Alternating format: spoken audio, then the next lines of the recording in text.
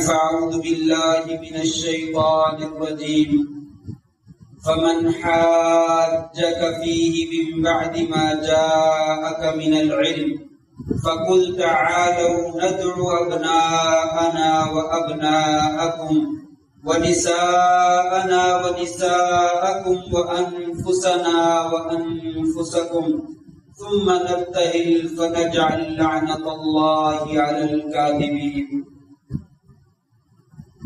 اور پھر جس نے جھگڑا کیا اس مسئلہ میں آپ کے پاس علم آ جانے کے بعد تو آپ کہہ دیجئے ہم اپنے بیٹوں کو بلا لیتے ہیں، تم اپنے بیٹوں کو بلا لو، ہم اپنی عورتوں کو بلا لیتے ہیں، تم اپنی عورتوں کو بلا لو، ہم جو ہے وہ اپنے آپ کو لے کر آ جاتے ہیں، تم اپنے آپ کو لے کر آ جاؤ۔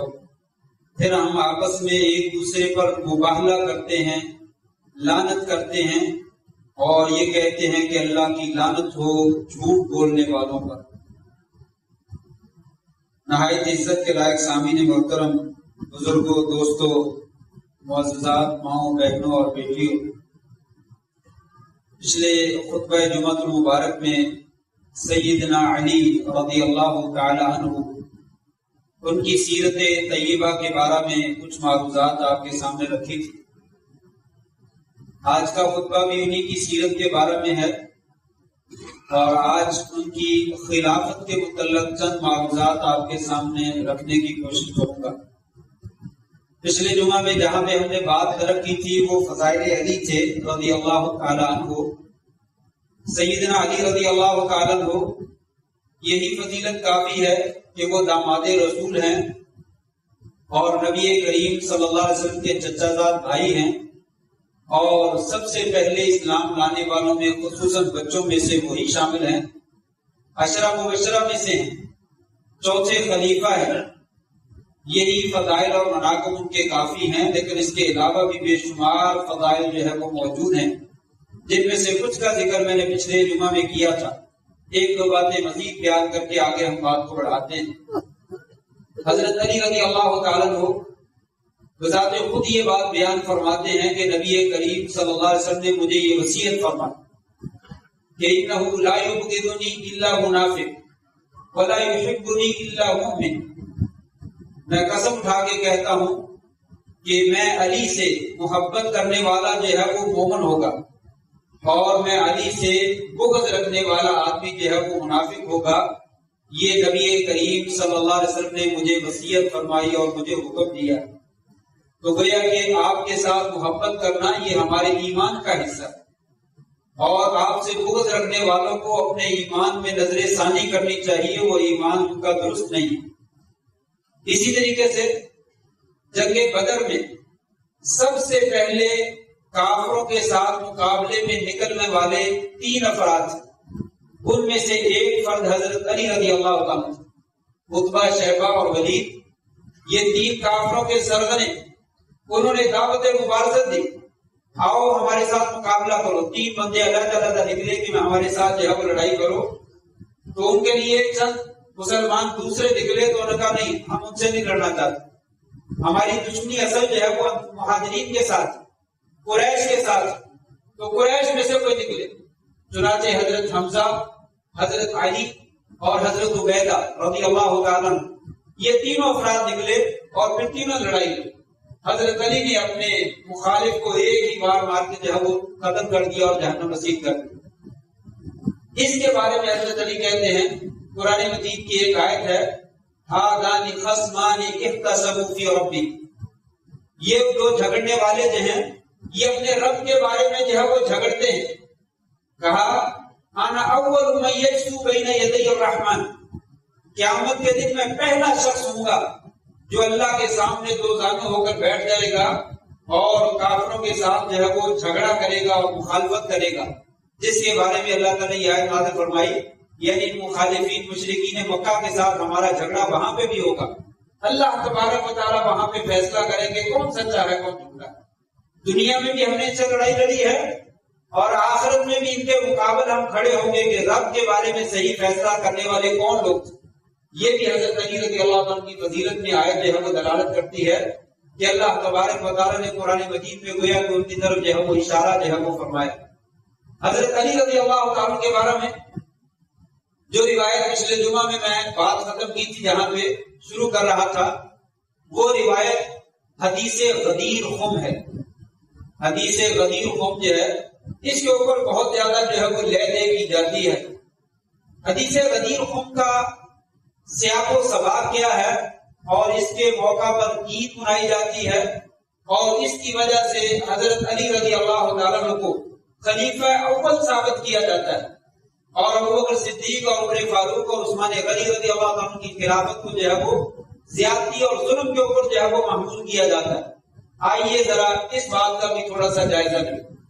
حدیث غدیر خم، یہ خم جو ہے ایک کنواں ہے جو مکہ اور مدینہ کے درمیان تقریباً واقع ہے۔ 18 ذی الحجہ کو آپ صلی اللہ علیہ وسلم حجۃ الوداع سے جب واپس آ رہے تھے تو اسی خم والی جگہ پہ، غدیر تالاب کو، کنویں کو، کسی بھی چیز کو کہا جاتا ہے، اسی پانی والی جگہ پہ آپ نے لوگوں کو جمع کیا اور وہاں پہ ایک خطاب ارشاد فرمایا۔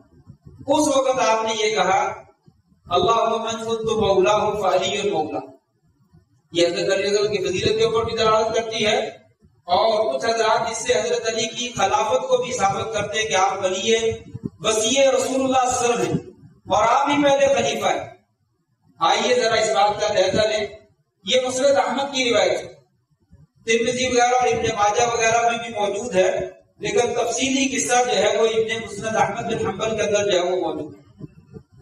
کیا آپ نے یہ خلافت کا اشارہ کیا یا خلافت کا حکم دیا، یا کہ کس موقع پہ آپ نے یہ ارشاد فرمایا؟ حضرت بریدہ رضی اللہ تعالیٰ عنہ حدیث کے راوی، مسند احمد میں جو روایت ہے، حضرت بریدہ رضی اللہ تعالیٰ عنہ اس حدیث کے راوی، وہ کہتے ہیں میں یمن میں حضرت علی کے ساتھ گیا لڑائی لڑنے کے لیے۔ وہاں پہ ہمارا معاملہ جو بھی چلتا رہا، میں نے دیکھا کہ حضرت علی رضی اللہ تعالیٰ عنہ بعض معاملات میں شدت کر رہے ہیں، سختی کر رہے ہیں، اور یہ سختی جو ہے وہ درست نہیں۔ چنانچہ جو ہی ہم واپس آئے، نبی کریم صلی اللہ علیہ وسلم سے ملاقات ہوئی تو میں نے خود ذکر کیا، یا رسول اللہ، حضرت علی نے وہاں پہ جا کر یہ معاملات اچھے نہیں کیے، گویا کہ میں نے آپ کی شان کو کم کرنے کی کوشش کی، اور کہا کہ حضرت علی نے یہ معاملات درست ہینڈل نہیں کیے۔ اس وقت آپ سے نے فرمایا، بریدہ تم جانتے ہو کہ میں مومنوں کی جانوں میں سے سب سے زیادہ قریب ہوں، ان کے نفسوں سے بھی زیادہ میں ان کے لائق اور ان کے قریب اور ان کا خیال رکھنے والا ہوں۔ کہا جی ہاں یا رسول اللہ، اس میں کوئی شک نہیں۔ تو اس وقت کہا، من کنت مولاہ فعلی المولا، جس کا میں دوست ہوں اس کا علی بھی دوست ہے، جو مجھ سے دوستی کرتا ہے وہ علی سے بھی دوستی کرے، جس سے میں دوستی کرتا ہوں علی بھی اس سے دوستی کرتا ہے۔ یہ معنی ہے، یعنی اس کے مناقب اور فضائل میں کبھی بیان نہ کرو، میں نے بہترین بندے کا انتخاب کر کے بھیجا ہے، اس نے کوئی غلط کام نہیں کیا، اس نے صحیح کیا ہے۔ حضرت علی رضی اللہ تعالیٰ عنہ کے اوپر جو اعتراضات تھے اس کا جواب دینے کے لیے آپ نے فرمایا، من کنت مولا فعلی المولا، لوگوں جس کا میں مولا ہوں اس کا علی مولا ہے۔ چلو لوگ اس کو مولا علی ثابت کر لیتے ہیں، تو مولا نبی کہاں ہے؟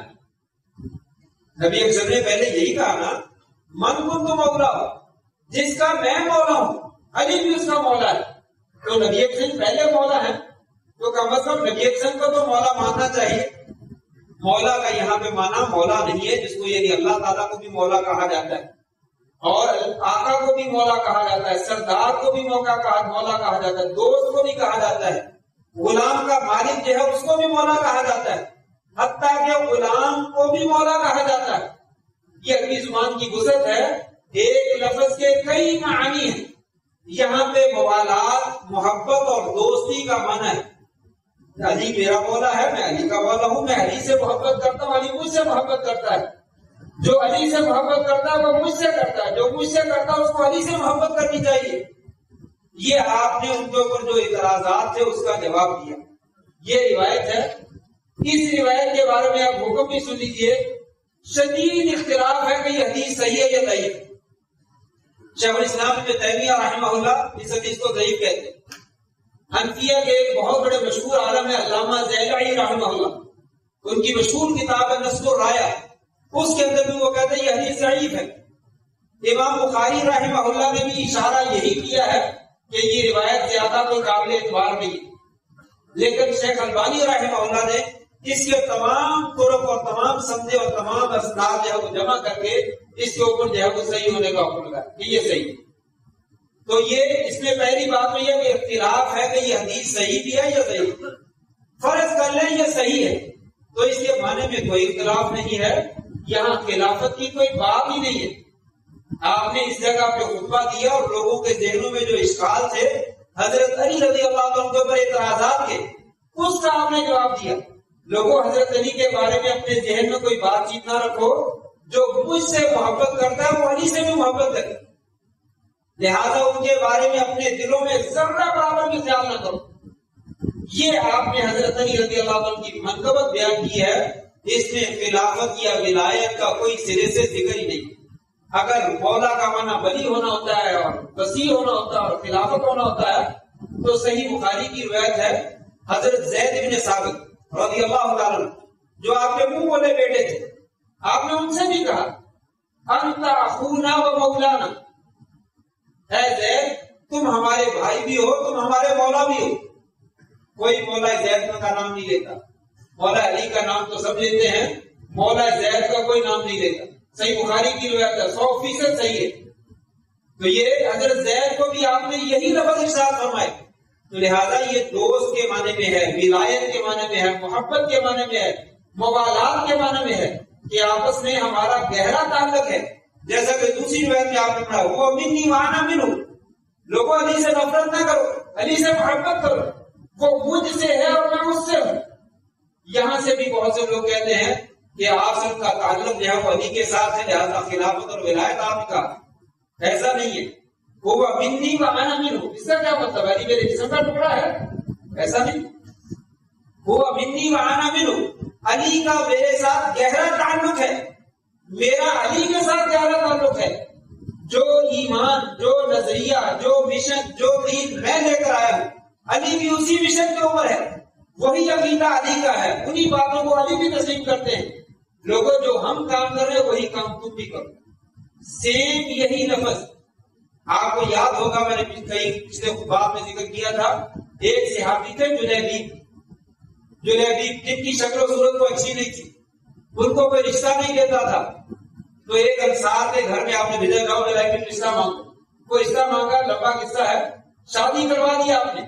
پھر کسی جنگ میں یہ شہید ہو گئے، آپ نے صحابہ سے پوچھا دیکھو کون کون شہید ہوا ہے، صحابہ نے آپ کو بتایا فلاں ہو گیا فلاں ہو گیا، کہا نہیں ابھی کوئی اور بھی باقی، اور دیکھو۔ پھر آئے پھر کہا یا رسول اللہ فلاں فلاں شہید ہو گئے، کہا نہیں اور دیکھو، مجھے ایک بندہ گم نظر آ رہا ہے۔ صحابہ نے کہا یا رسول اللہ ہمیں تو کوئی نہیں نظر آ رہا، کہا جلیبیب کہاں ہے؟ تو صحابہ نے گئے اور دیکھا جلیبیب ایک جگہ پہ 7 تقریباً مشرکین تھے، ان کے درمیان میں پڑے ہوئے تھے، 7 کافر پڑے ہوئے تھے، ان کے درمیان میں شہید ہوئے پڑے۔ آپ گئے، آپ نے سارا منظر دیکھا، آپ نے فرمایا قاتل ہوں، اس نے 7 کو قتل کیا، ثم قتلوا، پھر انہوں نے اس کو بھی شہید کر دیا۔ آپ نے خود اس کو اٹھایا، اپنے ہاتھوں پہ دیا، آپ نے خود کفن دیا، خود دفنایا، اور اس وقت کہا آنا من جلیبیب و جلیبیب، میں جلیبیب سے ہوں اور جلیبیب مجھ سے۔ وہ آپ کے خاندان کا بھی نہیں، آپ کے قبیلے کا بھی نہیں، آپ کے ساتھ رشتہ داری بھی کوئی نہیں، آپ نے محبت کی بنا پر، عقیدہ کی بنا پر، ایمان کی بنا پر کہا جلیبیب مجھ سے ہے اور میں جلیبیب سے۔ لہذا حضرت علی کے لیے بھی یہ کہا کہ جو گہرا تعلق میرا علی کے ساتھ ہے وہی جلیبیب کے ساتھ ہے۔ اور سیم یہی لفظ آپ نے قبیلہ عشری قبیلہ ابو موسیٰ عشری رضی اللہ عنہ، ان کے قبیلے کے بارے میں بھی کہا کہ وہ قبیلے والے اچھے اعمال کرتے تھے، نیک عمل کرتے تھے، بہت خوبصورت اور صاف تھے ان کے، تو آپ نے کہا ہم منی وانا من، عشری قبیلہ والے مجھ سے ہیں اور میں ان سے ہوں۔ اس کا مطلب یہ ہے کہ ان کے جو معنی کروڑ کروڑ کر بیان کیے جاتے ہیں ان کی کوئی حقیقت نہیں ہے، یہ الفاظ موجود ہیں حدیث میں، اور ان کے معنی صرف صحیح ہیں کہ نبی کے ساتھ ان لوگوں کا گہرا تعلق ہے، شدید محبت ہے، لہذا نبی بھی ان سے محبت کرتے ہیں، تم بھی ان سے محبت کرو، یہ اس کا معنی۔ علی نبی کریم صلی اللہ علیہ وسلم حضرت علی سے شدید محبت کرتے ہیں، لوگوں تم بھی علی سے محبت کرو۔ اس میں خلافت کا کوئی نام و نشان ہی نہیں۔ آئیے ذرا اگر فرض کر لیں 1 منٹ کے لیے کہ یہ خلافت کا آپ نے پیغام دیا جو کہ آج جو ہے وہ عید غدیر منائی جاتی ہے کہ حضرت خلیفہ کو رضی اللہ عنہ اس دن خلافت ملی تھی، مان لیں خلافت ملی تھی، پھر ابوبکر صدیق جب خلیفہ بنے تو حضرت علی کہاں تھے؟ حضرت علی کے ماننے والے اس وقت کہاں تھے؟ کیا آل علی میں سے، آل عباس میں سے، آل رسول میں سے، اہل بیت میں سے کوئی بندہ بھی نہیں تھا حق بات کا اعلان کرتا ہے کہ نبی صلی اللہ علیہ وسلم کو خلافت کا اعلان کر لیا؟ تو کس میں جھگڑ رہے ہو؟ انصاری کہہ رہے تھے ایک ہمارا خلیفہ ہوگا، مہاجر کہہ رہے تھے خلیفہ ہمارا ہوگا، لڑائی جھگڑا ہوا، تلواریں نکل آئیں۔ عمر ابوبکر صدیق رضی اللہ عنہ کو جلدی سے لے کر کے ان کو اٹھایا اور ٹھنڈا کیا، اور وہاں پہ حدیث سنائی الائمۃ من قریش، بھائی خلیفہ جو ہے وہ قریش کا ہوتا ہے۔ پھر حضرت عمر نے ابوبکر صدیق کا ہاتھ پکڑا اور ان کے ہاتھ میں بیعت کر، پھر سب لوگوں نے بیعت کر، اتفاق ہو گیا۔ کسی ایک صحابی نے بھی نہیں کہا، غدیر قوم میں 1,24,000 کم و بیش صحابہ کرام تھے جنہوں نے حج کیا، کسی ایک نے بھی ذکر نہیں کیا کہ غدیر قوم میں جو ہے وہ خلافت کا اعلان ہو چکا، آپ کیوں لڑائی لڑ رہے، آپ کیوں خلیفہ بنا رہے؟ نہ علی بولے، نہ علی کے بیٹے بولے رضی اللہ تعالیٰ عنہ، نہ ان کے کوئی ہمنوا بولے، کسی نے بھی ذکر نہیں کیا۔ پھر عمر خلیفہ بنے تب بھی کوئی نہیں بولا، عثمان خلیفہ بنے، عبد الرحمن بن عوف نے علی سے کہا اگر میں ان کو خلیفہ بنا دوں تم بیعت کرو گے؟ کہا کروں گا، تب بھی علی نے اظہار نہیں کیا میں تو پہلے سے خلیفہ ہوں، کس کو خلیفہ بنانے جا رہے ہو؟ بلکہ حضرت علی نے بعض روایت میں عبد الرحمن بن عوف کا ہوتا ہے انہوں نے صراحت سے کہا علی میں نے لوگوں سے پوچھا ہے سارے لوگ اس وقت جتنے بھی صحابہ موجود ہیں سب سے زیادہ افضل عثمان کو کہتے ہیں، لہذا میں نے دیکھا کہ عثمان سب سے افضل ہیں، اس لیے میں ان کو خلیفہ بنانے لگا ہوں، تم پر لازم ہے کہ تم کی بیعت کرو اور ان کی اطاعت کرو۔ وہ تسلیم کیے۔ ایک دفعہ بھی حضرت علی نے اعلان نہیں کیا رضی اللہ تعالیٰ کہ من کنت مولا فعلی مولا، خلافت کا تو اعلان ہو چکا ہے لہذا کیوں اعلان کرتا؟ ایک بات۔ دوسری بات، اس کے ساتھ ساتھ آپ یہ بھی ملا لیں حدیث قرطاس، وہ کاغذ قلم والی حدیث، لمبی حدیث ہے، ٹائم بہت تھوڑا ہے۔ آپ نے کہا تھا کرم دعا لاؤ میں لکھ کے دے دیتا ہوں، حضرت عمر نے کہا رہنے دو افسر بیمار ہے، حاضر بیمار ہیں ان کو تکلیف نہیں دینی چاہیے، کچھ نے کہا لے کر آؤ، آوازیں بلند ہوئی، آپ نے کہا اٹھ کے چلے جاؤ یہاں سے۔ اس کو حدیث کو بھی کہا جاتا ہے کہ وہ حضرت علی کی خلافت لکھنی تھی اور حضرت عمر نے لکھنے نہیں، پھر خلافت کا اعلان تو ہو چکا، لکھنے کی کیا ضرورت تھی؟ وہاں پہ آپ اعلان تو پہلے کر چکے حدیث غدیر قوم میں، یہاں پہ لکھنے کی کیا ضرورت تھی؟ چلو 1 منٹ کے لیے مان لیں کہ حضرت عمر نے روک دیا، آپ نے خلافت لکھنی تھی، معلوم ہے کسی کی خلافت لکھنی تھی؟ حضرت علی کے بارے میں کہتے ہیں کہ ان کی خلافت لکھنی تھی۔ صحیح بخاری میں بھی اور صحیح مسلم میں زیادہ تفصیل کے ساتھ موجود ہے۔ آپ نے اپنی بیماری میں کہا، حضرت عائشہ سے کہا، صحیح روایت ہے، عائشہ اپنے باپ ابو بکر کو بلاؤ، عائشہ اپنے بھائی عبد الرحمن کو بلاؤ، میں ان کو برقع لکھ دوں، میں ان کو کتابت لکھ کر دے دوں، حتی لا یتمنی متمنی، یہاں تک کہ کوئی تمنا کرنے والا تمنا نہ کرے، خواہش کرنے والا خواہش نہ کرے، انا اولا، میں زیادہ لائق ہوں، یحب اللہ والمؤمنون الا ابا بکر، اللہ بھی انکار کرتے ہیں اور مومن بھی انکار کرتے ہیں کہ ابو بکر کے علاوہ اس کا کوئی حقدار۔ یہ صحیح مسلم کی روایت، صحیح بخاری میں بھی اس کا اثر جو ہے وہ موجود ہے۔ کس کی کتاب لکھنی تھی؟ حضرت عمر نے ابو بکر صدیق کی خلافت کو رکوا دیا، آپ نے لکھ کر یہ برقع دینا تھا، صراحت کے ساتھ حضرت عائشہ سے کہا جاؤ بلا کر لاؤ ابو بکر صدیق کو، اپنے بھائی عبد الرحمن کو بلاؤ، اور کہا میں لکھ دوں، برقع لکھ کر دے دوں، تاکہ کوئی تمنا کرنے والا کوئی خواہش کرنے والا خواہش نہ کرے۔ اللہ بھی انکار کرتا ہے اور تمام مومن بھی انکار کرتے ہیں کہ کسی کو حکومت نہیں ملتی، اگر حکومت ملنی ہے تو ابو بکر صدیق کو ملنی۔ خلافت کا تو اعلان ہو گیا اور ادھر آپ کیا کہہ رہے ہیں؟ صراحت کے ساتھ الفاظ فرما رہے۔ پھر آخری وقت میں نبی کریم صلی اللہ علیہ وسلم ابھی حیات میں ہیں، آپ نے نہیں کہا گرو ابا بکر فلیصلی بالناس، جاؤ جا کر ابو بکر کو نماز پڑھائے۔ صحابیات میں ازواج مطہرات نے کہا نہیں، آپ کسی اور کو کہتے، کہا نہیں ابو بکر کو نماز پڑھائیں. 3 مرتبہ آپ نے شدید بیماری کے اندر اس سے بھی ساتھ کہا کیوں نہیں کہتے ابو بکر کو نماز پڑھائے, جب میں جو کہا وہ نماز پڑھائے. پھر انہوں نے نماز پڑھائی.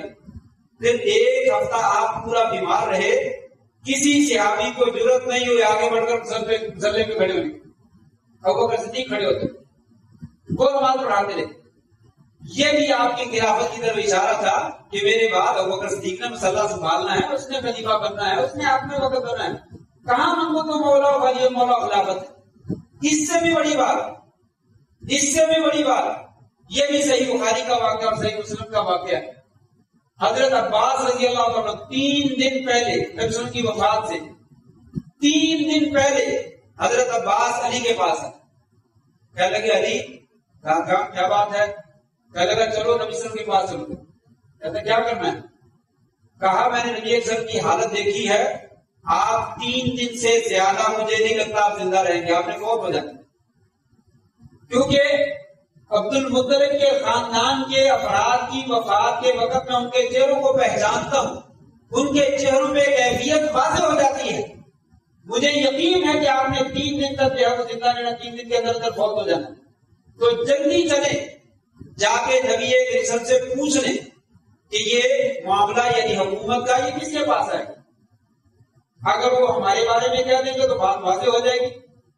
اگر کسی اور کے بارے میں بھی کہا تو تب بھی ہمیں پتا چل جائے گا. اور آپ ہمارے بارے میں وصیت کر دیں گے کہ چلو جو دوسرا حکمران بنے وہ اہل بیت کے ساتھ جو ہے وہ اچھا سلوک کرے. یہ کون کہہ رہے ہیں؟ عباس کہہ رہے ہیں, حضرت علی رضی اللہ عنہ. صحیح بخاری کی روایت ہے, صحیح مسلم کی روایت ہے کہ چلو چل کر ہم نبی سب سے پوچھ لیتے ہیں. نہ عباس نے کہا علی آپ کی خلافت کا تو اعلان ہو چکا ہے, نہ علی نے کہا عباس کیا بات کرتے ہو, میری خلافت کا تو اعلان عید غدیر میں ہو چکا ہے, غدیر قوم کے موقع پر آپ نے خطبہ دے دیا, خلافت کا اعلان ہو گیا. یہ آج ہمیں سمجھ میں آتی ہے, حضرت علی رضی اللہ عنہ کو تو سمجھ میں نہیں ہے, نہ حضرت عباس کو یہ سمجھ میں ہے. حضرت عباس کہہ رہے علی چلیے جب کے پوچھتے ہیں. حضرت علی رضی اللہ تعالیٰ لوگ قسم اٹھا کے کہتے ہیں اللہ کی قسم یہ سوال میں نبی کریم صلی اللہ علیہ وسلم سے بالکل نہیں کروں گا. کیوں؟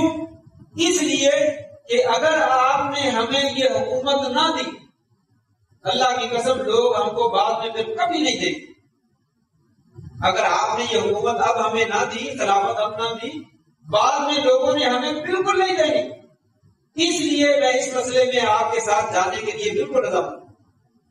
اب بتائیے من کنت مولا ہوا علی مولا, جس کا میں مولا ہوں اس کا علی مولا ہے. یہ آپ نے خلافت کا اعلان کیا, وہ کہاں پہ؟ ایک روایت جس کے بارے میں علماء ویسے ہی کہتے ہیں پتہ نہیں صحیح ہے یا نہیں صحیح, صحیح مان بھی لیں, اس کے مقابلے میں یہ صحیح ترین روایات ان کا کیا کیا جائے؟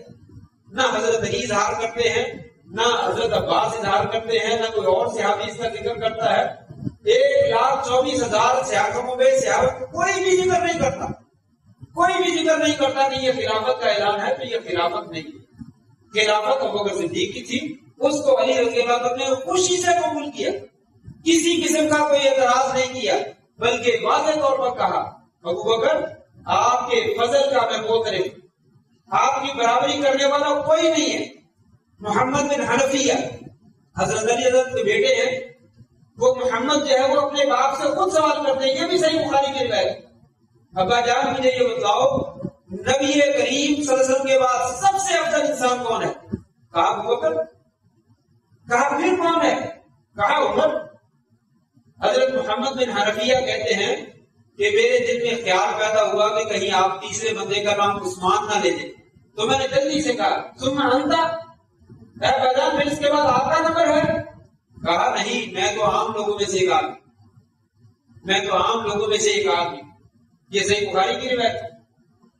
اور جب عمر شہید ہوئے, حضرت عباس کہتے ہیں رضی اللہ عنہ, میں کھڑا تھا, عمر کی میت جو ہے وہ پڑی ہوئی تھی, حضرت علی آئے اور میرے کندھے پہ ہاتھ رکھا, مجھے نہیں پتا چلا, میں نے آواز سنی, آپ کہہ رہے تھے اللہ تبارک و تعالی حضرت آپ کے اوپر رحم فرمائے. اور مجھے امید ہے, پہلے بھی امید تھی کہ اللہ تعالیٰ آپ کو اپنے دونوں ساتھیوں کا ساتھ نصیب کر دے گا. کیونکہ ساری زندگی نبی صلی اللہ علیہ وسلم سے میں یہ سنتا رہا کہ کن تو انا ابو بکر و عمر، میں فلاں جگہ پہ تھا اور وہاں پہ ابو بکر بھی تھے اور عمر بھی تھے. فعلت انا ابو بکر و عمر، فلاں کام میں نے کیا اور ابو بکر نے کیا اور عمر نے کیا. انطلقت انا ابو بکر و عمر، میں فلاں جگہ پہ گیا اور میرے ساتھ ابو بکر تھے اور عمر تھے. یعنی ساری زندگی حضرت علی فرماتے میں یہی سنتا رہا کہ نبی صلی اللہ علیہ وسلم نے اپنے ساتھ دونوں بندوں کا ذکر کیا. مجھے امید تھی کہ تو بھی ان کے ساتھ ملے گا، آج تو بھی ان کے ساتھ جا سکتے، آج تو بھی ان کے ساتھ جو ہمیں جا ملا ہے. اللہ تبارک و تعالیٰ آپ کے اوپر رحم فرمائے. کہاں ہے من کنت مولا فعلی کو؟ حضرت علی رضی اللہ عنہ کو شدت کے ساتھ اعتراف تھا کہ بکر اور عمر رضی اللہ عنہ خلافت کے حقدار ہیں اور ان کی خلافت کو خوشی سے تسلیم کیا ہے، کوئی مجبوری نہیں تھی، کوئی جبر نہیں تھا. ہاں البتہ ایک اعتراض کیا جاتا ہے کہ حضرت علی رضی اللہ عنہ نے 6 مہینے ابو بکر صدیق کی بیعت نہیں. صحیح ہے، اس میں کوئی شک نہیں ہے، بیعت نہیں. حضرت فاطمہ رضی اللہ عنہ کا 6 مہینے تک بعد وہ انتقال ہو جاتا. جب انتقال ہو گیا اکثر لوگ جو تھے حضرت علی کے ساتھ تھے اور ان کی ہمنوائی کرتے تھے کہ رسول فوت ہوئے ہیں اور حضرت فاطمہ بھی اکیلی ہیں اور والد کا بہت غم ہے. لیکن جو ہی ان کو وفات ہو جاتی ہے لوگوں کا میلان حضرت علی سے کم ہو گیا. تب انہیں فوراً احساس ہوا اور انہوں نے پیغام بھیجا ابو بکر صدیق کو کہ آپ میرے پاس تشریف لائے. تشریف لائے.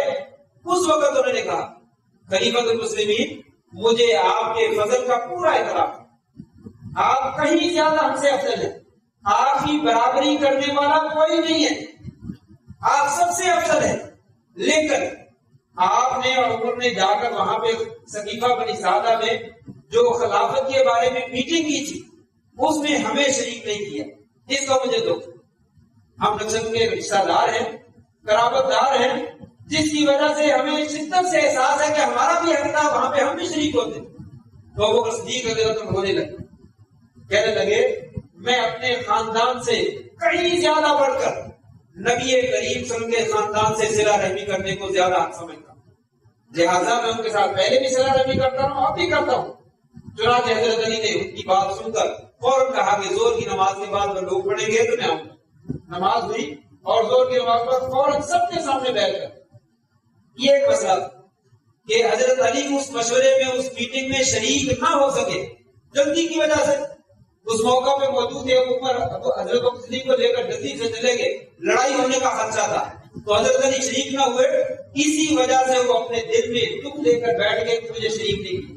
پھر جب بعد میں معاملہ کلیئر ہوا تو پہلے دن فوراً جو انہوں نے بیعت کر لی اور تمام صحابہ کرام کی بیعت کو جو ہے وہ خوشی کا اظہار. یہ اتنا سا مسئلہ تھا، اس کو جو ہے وہ بیس بنا دیا گیا کہ انہوں نے ناراضگی کی وجہ سے خلافت میرا حق تھا تو بیعت ہی نہیں. یہ ایسا کوئی مسئلہ نہیں. اور پھر اس کے بعد وقت جو ہے وہ بیت جاتا ہے. 2 باتیں اور بہت ساری لمبی جو ہے میں کرنا چاہتا تھا لیکن ایک بات کی طرف اشارہ کر کے اپنی بات جو ہے وہ ختم کرتا ہوں. حضرت فاطمہ رضی اللہ تعالیٰ کی وراثت کا نبی کریم صلی اللہ علیہ وسلم کے ساتھ حضرت علی بھی اور حضرت فاطمہ بھی حضرت عباس بھی رضی اللہ تعالیٰ یہ تینوں وراثت مانگتے تھے. ابو بکر صدیق نے بھی انکار کیا، عمر فاروق نے بھی انکار کیا نہیں تھی اور واضح طور پر وہ روایت پیش کر دی کہ نبی صلی اللہ علیہ وسلم کا فرمان ہے لا نورث ما ترکنا صدقہ، ہم وارث نہیں بنائے جاتے، ہم جو چھوڑ کر جاتے ہیں وہ سارے کا سارا صدقہ ہو جاتا. جب یہ حدیث سنائی گئی حضرت فاطمہ نے 6 مہینے تک ابو بکر صدیق رضی اللہ عنہ سے اس موضوع پہ کوئی گفتگو نہیں کی. تو یہ حدیث ان کو بھی پتا چلی، پہلے علم نہیں تھا، بعد میں پتا چلا تو انہوں نے پھر اس موضوع پہ کوئی گفتگو نہیں کی. اور یہی وجہ ہے پھر حضرت عمر کے زمانے میں حضرت علی اور حضرت عباس، یہ بھی صحیح بخاری کی روایت، یہ بھی صحیح بخاری کی روایت، حضرت علی اور عباس دونوں عمر کے پاس آئے. یہ بنو نذیر کی زمین ہے جو نصر کی زمین تھی، وہ ہمیں دے دی. انہوں نے کہا میں دیتا ہوں آپ کو اس شرط پر جو کام نبی کریم کیا کرتے تھے پھر ابو بکر کرتے تھے پھر میں کرتا ہوں وہی تم کرو. یعنی اس کو غربا میں فی سبیل اللہ میں جہاں جہاں تقسیم کرنے کی وہاں پہ تقسیم کرو، اگر تم یہ ذمہ داری لے سکتے ہو تو لے جاؤ. انہوں نے کہا ٹھیک. حضرت عمر نے دے دی، وہ چلے گئے. کچھ عرصے کے بعد دونوں پھر آ گئے. صحابہ کرام کی جماعت موجودہ صحیح بخاری کی روایت ہے. صحابہ کرام موجود ہیں، حضرت علی عباس کو برا کہہ رہے تھے، حضرت عباس علی کو برا کہہ رہے تھے، اور لڑائی اس بات کے اوپر تھی، حضرت علی کہہ رہے تھے کہ عباس کو فارغ کرو اور یہ زمین میرے نام پہ لگاؤ، حضرت عباس یہ کہہ رہے تھے کہ اس کو فارغ کرو اور زمین میرے نام پہ لگاؤ، حضرت عمر نے جو ہے وہ اٹھا لی، لمبا قصہ ہے، ان کو قسمیں دلائی اور ان کو بتلایا کہ میں تمہیں قسم دے کر رب کی، اللہ کی قسم دے کر پوچھتا ہوں، مجھے بتلاؤ، نبی صلی اللہ علیہ وسلم نے اعلان نہیں کیا تھا کہ ہماری وراثت تقسیم نہیں ہوتی اور جو ہم چھوڑ کر جاتے صدقہ ہے، تو انہوں نے اعتراف کیے کہ بالکل ایسے ہی کہا، تمہیں معلوم ہے نبی صلی اللہ علیہ وسلم اپنی زندگی میں کسی کو دیا ہے؟ آپ غریبوں کو، یتیموں کو اللہ کے راستے میں اس میں سے خرچ کرتے تھے؟ کہا کرتے تھے۔ کہا ابو بکر صدیق نے کسی کو نہیں دیا، ایسے تقسیم کرتے تھے؟ کہا کیا ہے۔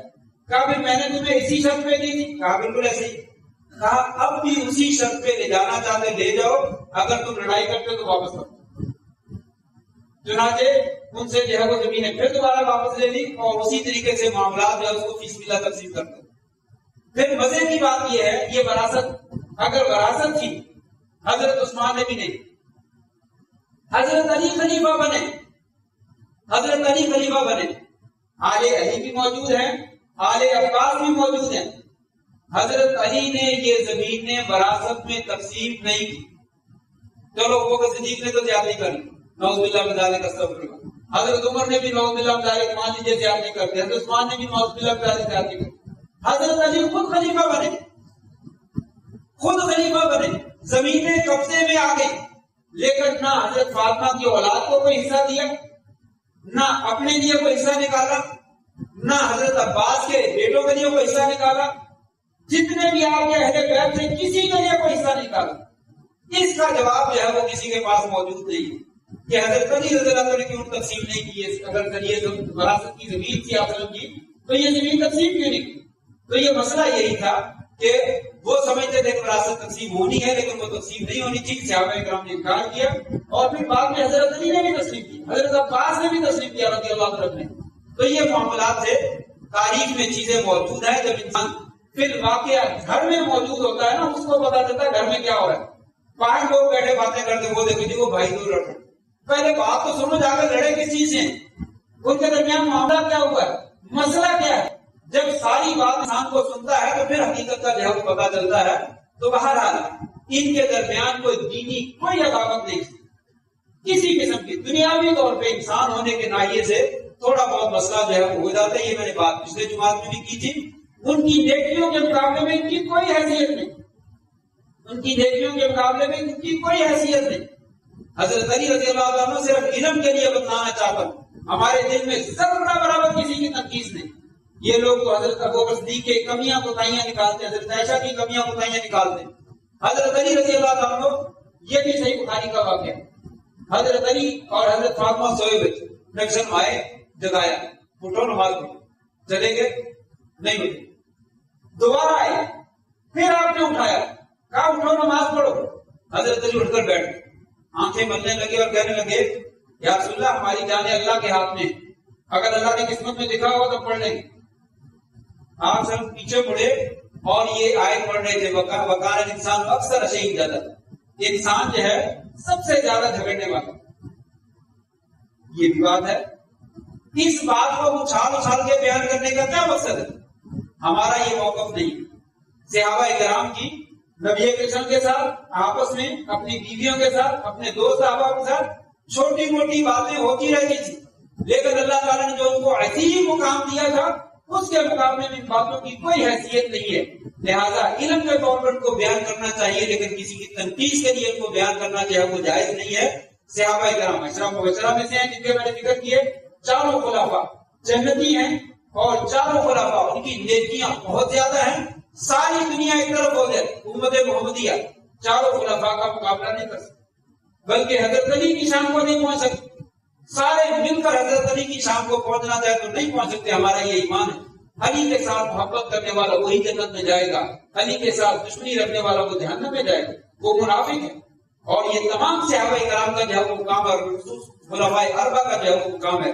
اللہ سے دعا ہے اللہ تبارک و تعالیٰ ہمیں چاروں خلفاء سے سچی محبت اور سچی عقیدت کرنے کی توفیق نصیب فرمائے، اور قیامت کے دن ہمیں بھی ان کا ساتھ جو ہے وہ نصیب فرما لے۔ وآخر دعوانا الحمدللہ۔